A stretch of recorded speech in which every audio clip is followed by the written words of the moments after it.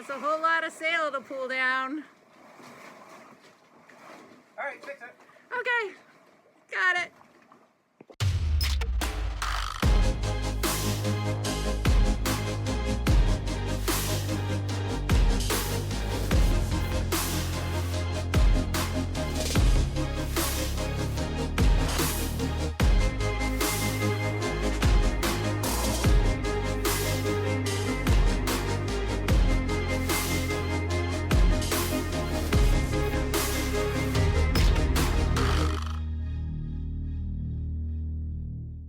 We are here in Bermuda at Ocean Sails getting some repair material for our Code Zero and some new webbing for our jack lines. A heavier material because we had some chafe, fortunately not when anyone was using them, but boat repairs in exotic places. And we are so thankful to have a place like this to give us the parts that we need. This is Suzanne, and she just measured out our webbing and our sail repair stuff. And she was telling us how they inherited a bird here at the store. Yes, we inherited a lovely bird. His name is Terry. Terry. And he's a blue and gold macaw. And his name is short for pterodactyl, actually. Terry Pterodactyl. But he was born in Bermuda. He's not native Bermudian, but they generally use South America, Brazil. Anyway, he was our neighbors, and our neighbor decided it was the wife or the bird, or the bird decided it was the wife or the bird. And so the wife won, and the bird came to us, and we had joint custody for many years. And then, unfortunately, our friend passed from cancer, and his wife moved away. So we've ended up with a bird since 2003, Hurricane Fabian. Yeah. So that's how we got the bird. Yeah, and I think you referred to the bird as evil. He's a little evil, yeah. But he's a good shop bird. He's Ocean Sails is known for Terry and the sailmaker Steve. And how long have you been here in Bermuda with Ocean Sails? I've been here 28 years. My husband's 7th generation Bermudian. Oh, wow. Yeah. So How did you end up here? he bonked me over the head and dragged me to Bermuda, married me, and that was the end of the story. I can relate. I did that and brought him on the boat. That's right. Perfect. My name is Samuel. Samuel, Yep. and tell us what you're doing. We're making all of these little hand sewn rings for all our dodgers and awnings. For all of those. You have to do that for all of those? Oh my This god. one probably has 20, 30 maybe. It'll take about 10 minutes. Only 10 minutes? Yeah. Your hand must cramp up after a while. Not yet. Not yet? Not yet. I understand after you're done sewing, you do what?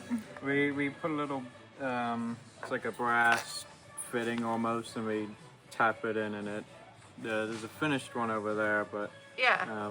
it's just so, it's not chafing on all the hand sewing. Yeah. It looks a lot neater with when it's all finished. Thank you so much. You're welcome.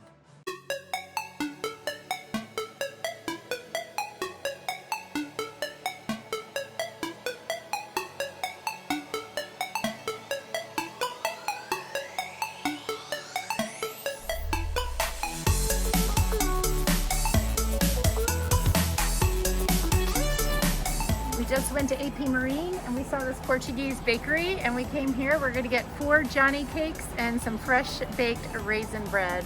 Yummy. Here's the Johnny cakes. They're still piping hot. Look at this. Ooh, I can't even hold it. Hold this. Very hot. Ooh, look at that. Mmm. Mmm. Mmm. That is so good.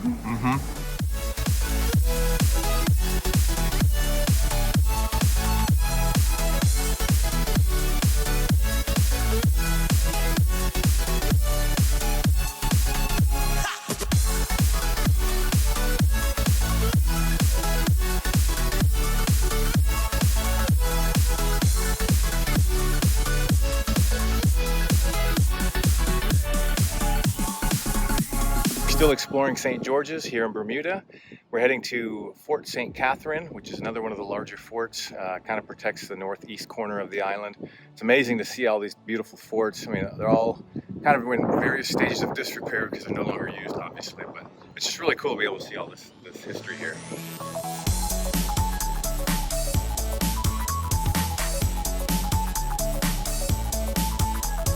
What's your name? My name is Fiona Newsom, and I am an art teacher and also a lover of all things water related, so sailing, swimming, snorkeling. Yeah. And you said, I'm here with my group from Francis Patton, and they're here to learn how to sail. They're learning a bit of STEM, so the science behind how to sail a boat, how to rig a boat, the weather, forecasting, and things like that. So they're about to head out soon, and we'll be there to cheer them on and coach them along the way. what's your name? Jashawn Smith. Yes. And what are you doing here? I am a sailing instructor at Endeavor, Bermuda. And tell me about your program. I saw you had a whole bunch of kids. What's the plan for today? Yeah, so we are a sailing charity. Our goal and aim is to make sailing more available for lesser privileged youth. So I believe it's every year 7 on the island gets to come and spend a week with us, learning how to sail our Hobie cats all here. And yeah, we teach them the basics of sailing through STEAM, doing modules in the morning and usually going sailing in the afternoon. So we teach them things like buoyancy, sailing geometry, wind, and marine debris. And then the students who perform the best with our KPIs throughout that week get invited back for our summer program, which is strictly sailing focused. Oh, that's so great. Yeah. I love it. How long have you been doing this? I've been doing it for about 3 years now. Yeah, I started completely green, very new to sailing, but in those 3 years I've progressed pretty well. I now have my senior instructor qualification, powerboat instructor, and yeah, I'm enjoying it. Oh, that's fantastic. And what drew you to doing this?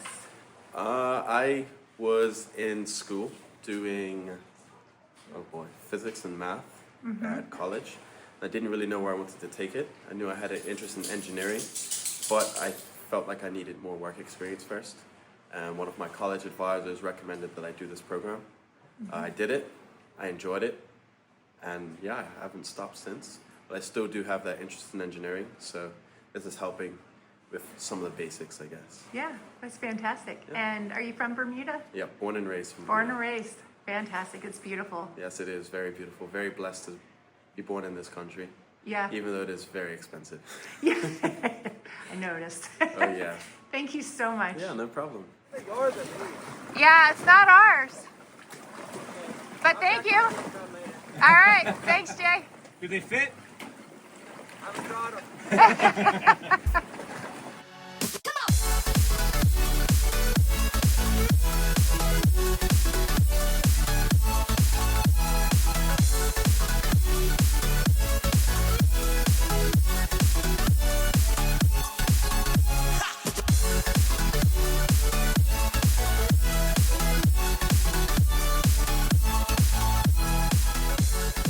This is my first time using my new metal wheel on my Sailrite, and what a difference it makes. I wish I had bought this ages ago, many years ago.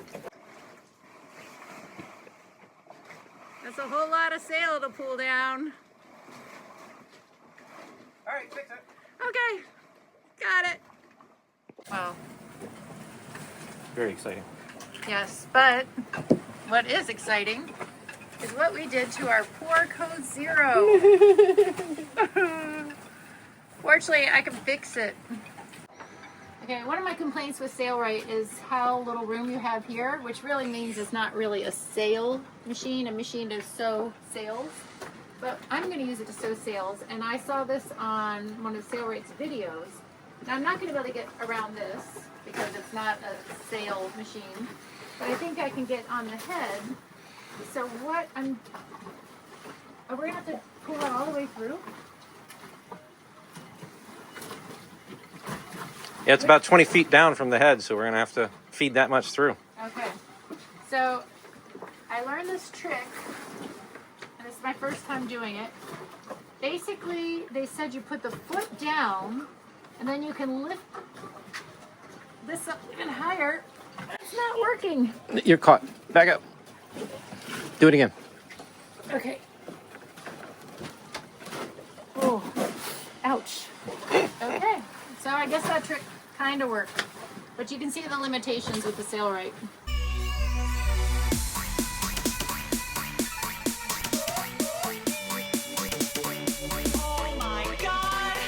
This is how you sew a sail on a boat.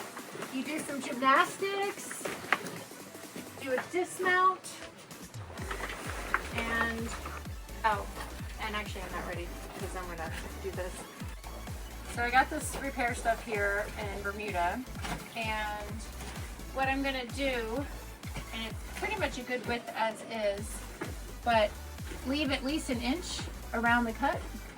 And so I need to measure out a piece for this hole, and then I'll stick on some seam tape, just stick it on, and then start my sewing. Threads, But wait, there's more. more threads.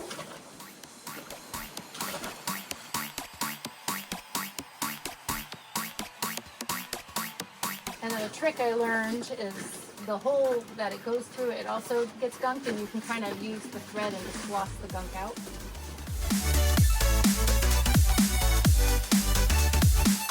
Now that I have my perimeter, what I'm going to do, you just peel off the backing and do that for all four sides.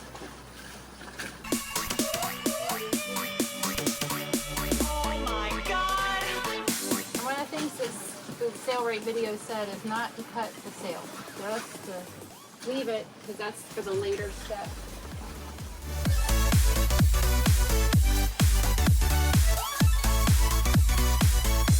And then we'll address this rib next time around.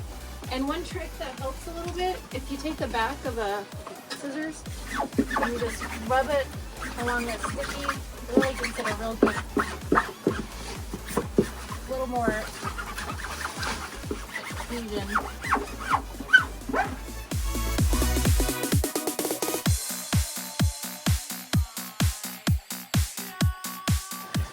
Now, one thing I said to do is L's. So I think I'm just gonna start my L here.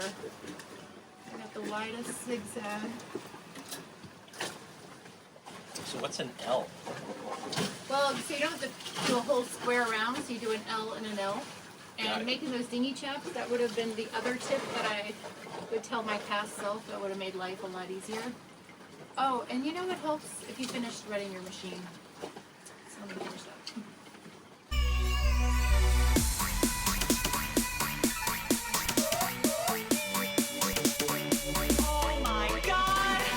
It turns out with this Sailrite machine, not only does the foot not come up high enough, so every time I have to readjust, I have to take the whole sail out and bring it back in once I get my machine adjusted. The only way that I can get a consistent zigzag stitch on my patch is if I hand crank, and it is a lot of work, so I'm literally sweating as I sit here sewing. My right shoulder is killing me from hand cranking this entire patch, which you can see it's here and here. And the final step, according to Sailrite, is to flip it over, which is very hard to do because the sail weighs a ton, and cut out the sail, so to the edges, the ripped part of the sail. So you just go like this,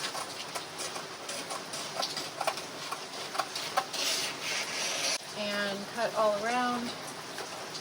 Looks like I should have cut that a little closer.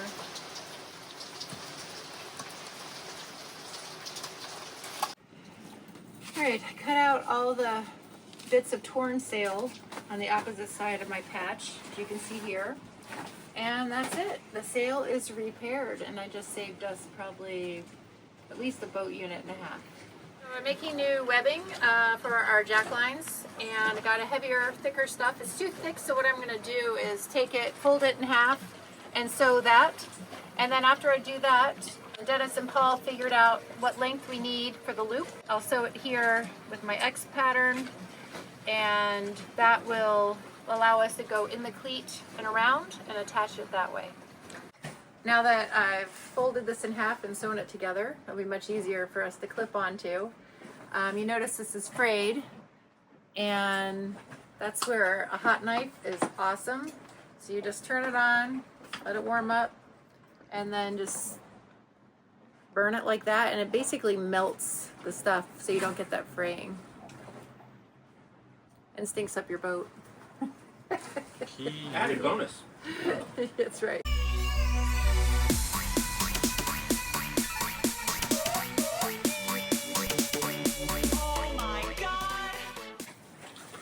I'll do that. Forward. A little bit of a tunk, tunk, tunk. Dennis figures since he's already soaking wet, I finished sewing the jack lines, so he's gonna go ahead and rig them. And this is how we found it's best. We made a big eye on one end of the jack lines. And then he's gonna take it down here, and there's 2 loops in front of the mast, which I'm not gonna get wet to show you, but trust me, they're there. And he's gonna run it through that. So now he's weaving it through the 2 eyes in front of the mast. And then he's going to come over to the other side. So now he's running through the eye of the cleat up to the front, and then he's going to go through each corner and then bring it back to where he started over here. And then he'll clean it off. Cage off the fan here so we can clean the fan more easily. And it's just held on by these 4 little clips all the way around. And they just push through, and then the little ears stick out on this side. So it should be pretty easy to just push these together and push the piece through. I can see what you're doing.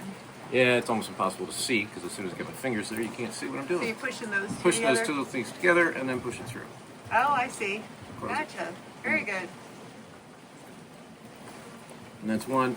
And it tries to pop back up. Brian did it so easily. He made it look so easy when he did it. Maybe a little tension on at the same time. I don't know. There'll be a trick, a technique that works. Rose, you want to try to do it? Yeah. Let her do one. Uno más. And squeeze here and pull out, right? Yeah. Yeah. I got it. Woohoo! I can't believe how many times I've cleaned these fans with not knowing this trick. So this is the most interesting wind-up I've ever found, and I decided to just buy a bunch of them because I've never found them anywhere else, and it's also the easiest way to open a bottle of wine. Now see, the real test would be, could I do it? Or could Rose do it? Most likely. Yeah, I can actually. You can? I tried, yeah. You've done it? Back home, yeah. All right. I've seen these in Europe, but Proof. I've not seen many of them in the States. Yeah, I haven't either. Super simple.